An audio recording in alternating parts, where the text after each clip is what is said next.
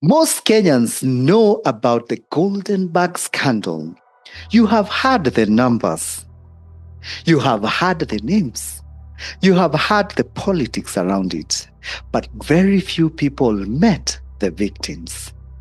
One of those victims is a young girl's father, a man who chose integrity over silence, a man who was punished, sidelined, frustrated, and finally pushed for refusing to participate in frauds. Now, that young girl, only 13 years old, did an extraordinary thing.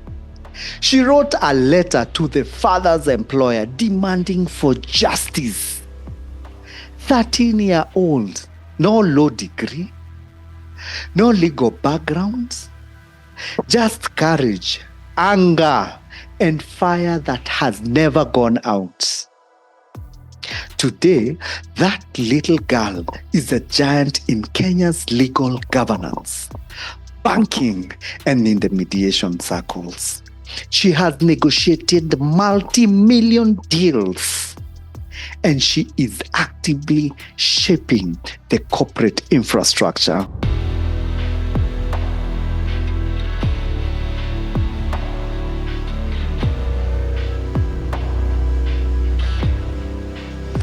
My father was one among the whistleblowers, and what happened is he had made us, my sister and I, sit through Goldenberg scandal case that was ongoing at that time.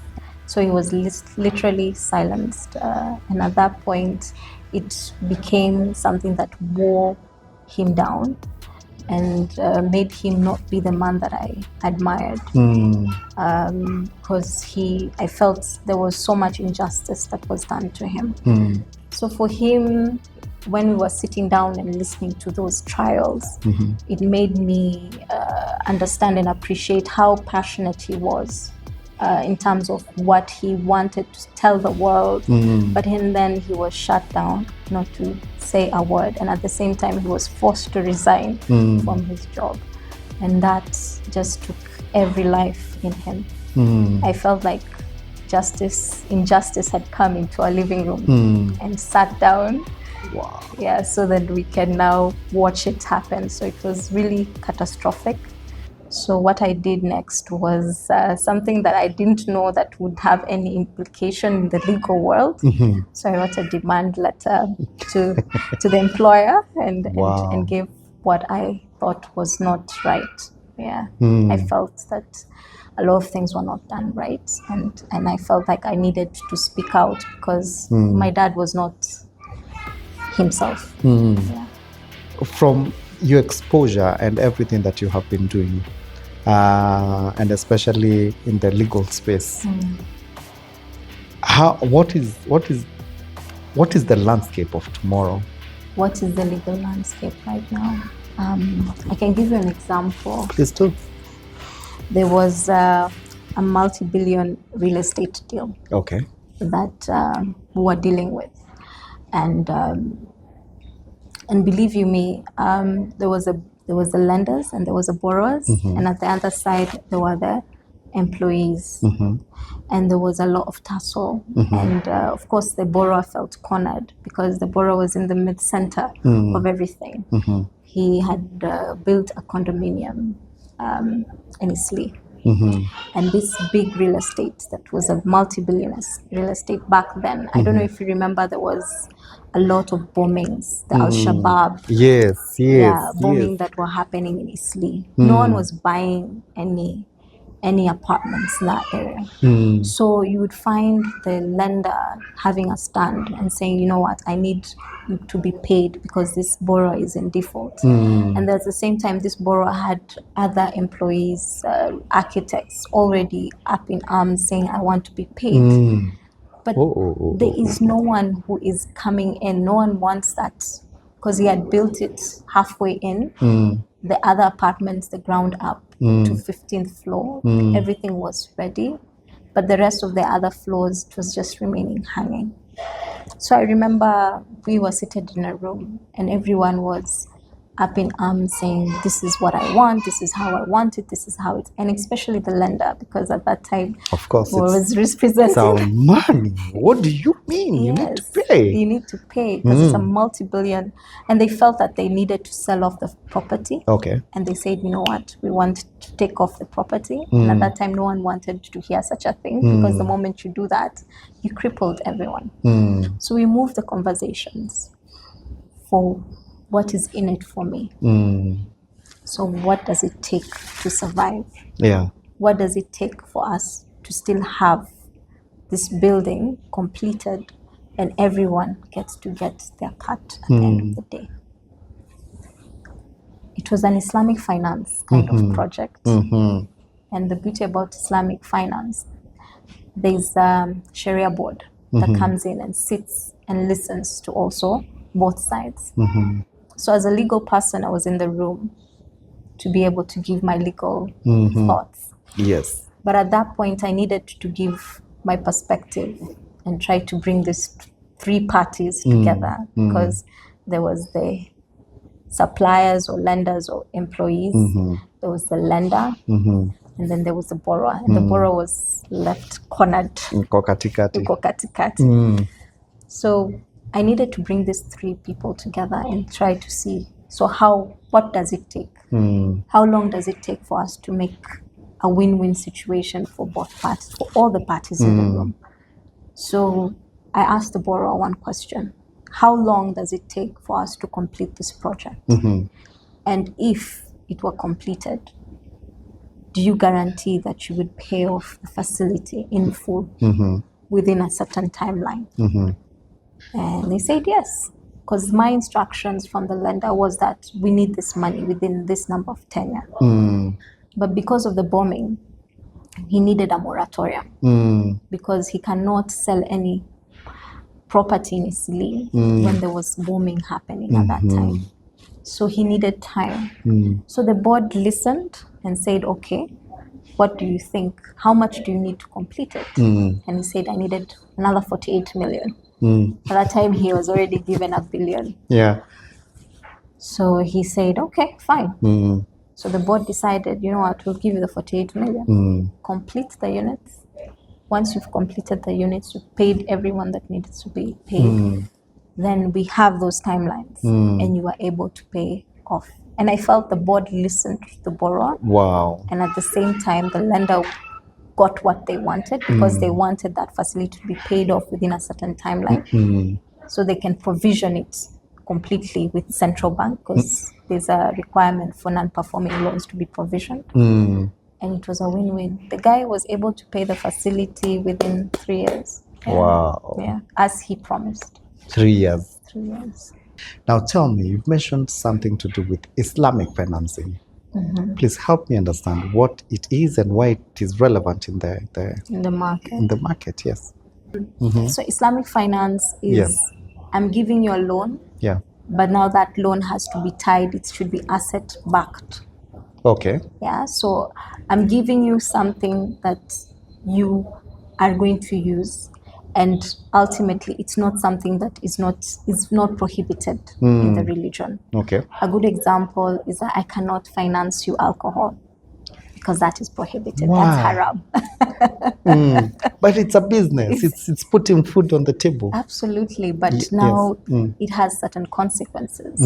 So, because even if it's putting food on the table, but you're giving someone alcohol, you do not know, you get intoxicated, they do other things that are not right, and you find yourself in a different conversation. But what are we trying to avoid is basically you're trying to give a facility to an individual that is, you're sharing both losses and profit in it, especially when it comes to financing. So assuming you're not able to pay off that loan in terms of the car loan, what the bank would do is not necessarily come and take over that loan and sell it. They'll come and ask you questions. There's the principle of fairness. Yeah. So you're giving fairness, you're giving dignity to this customer by not making them lose their asset, by now listening to them. When you talk of listening, Wow. to understand why you're not paying. Yeah. Do you need more time to pay? Has anything happened in your life? Really? That is Islamic finance. You know, for unfortunately, We should move. Is it only limited to Islam? Yeah, that's the thing. Purely limited to? No. You have to be a Muslim. No. No. I can That come. is the fallacy that happens. Islamic finance is for anyone, whether you're Muslim or non-Muslim. You can actually be able to enjoy the Islamic financing product, and it gives you access to a lot, because in this economy, it actually finances 4 trillion ecosystem within the country worldwide. So you can imagine someone being financed through Islamic financing objective. You'll be able to, it's asset backed. So that means you cannot necessarily lose that financing. If you're buying a house, you're actually buying a house and you're sharing profit and loss. So in the event you have a loss, like the example I gave about that multi-billion real estate deal, they were sharing profit and loss. That's why the bank had to give 48 million, because the customer was going through a loss. So they needed to give, because it's called a musharaka facility. So whereby musharaka. Musharaka. Yeah. I'm learning. I hope you're learning. So you get both. You both share in profit and loss. So the bank has a share. So whatever they've given you is their share, 80%. And your share, maybe you had contributed 20% over that building. That is your share. So you need to buy off the bank. That 80%, you try to buy it off. So then you can be able to own it fully. So that building, as it stands, 80% is owned by the bank, 20% is owned by you. And each time you pay off, you take a little bit of the 80% that is owned by the bank. And what it means is that if you suffer a loss, the bank suffers a loss. The 80% loss. Less. Wow. And if you suffer a profit, the bank gets a profit. Tell me, this is very interesting. So what is the common mistake, since you've been in this for a while now, what is the common mistake that you find C-suite making, even in such an agreement? The C-suite, the board members, what are the tabia mbaya within the corporate spaces that really affect this relationship? Because we would be far. Yeah. The silent word of non-compliance. It's called silence non-compliance. Silence non-compliance.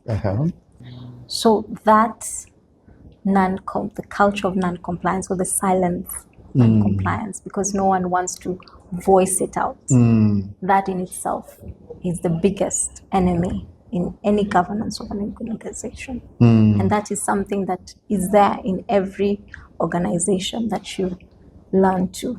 When you are in that room, the board we are told the board is the backstop to the board. You know. So, but now you see, ultimately, you need to take ownership. You need to have accountability, whether you're in middle management, whether you're in the executive, whether you're in the board.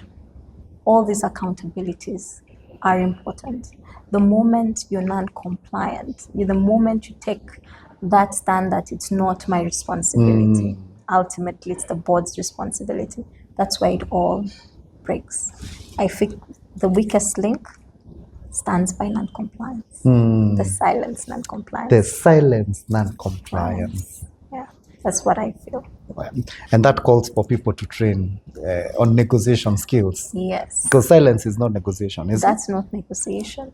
And that ultimately, so if you pretend to say that that's the responsibility of the board, or that's the responsibility of the management, or that's the responsibility of the middle management, then by virtue of that, you are losing that aspect of sitting in the room and being able to negotiate an issue. Now, what would be your word for some young girl, 14-year-old, listening to you?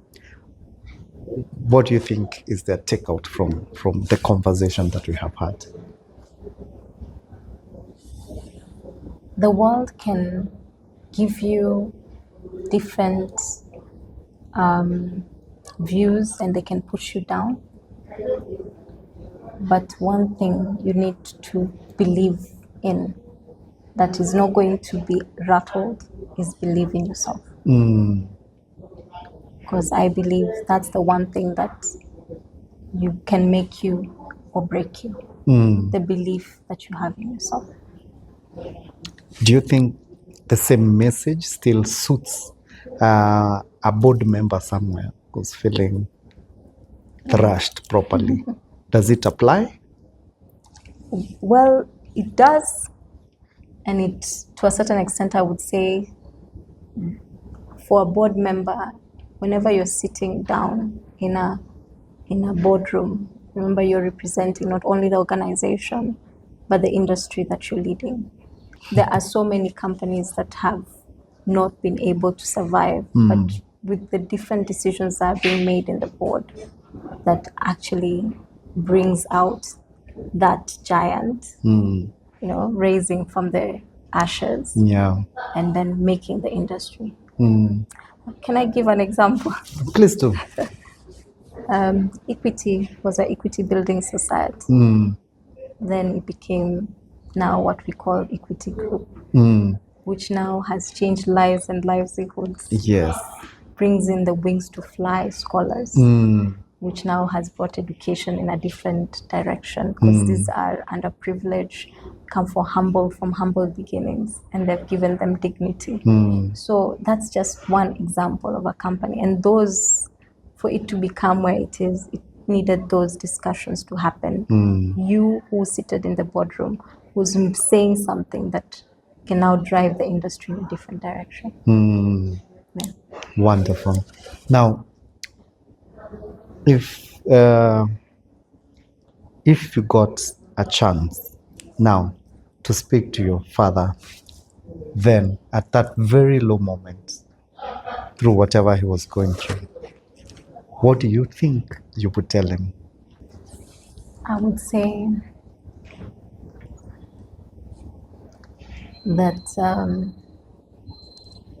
he's not alone, and the battle he fought is now, because he got to see the perpetrators go to justice before he died.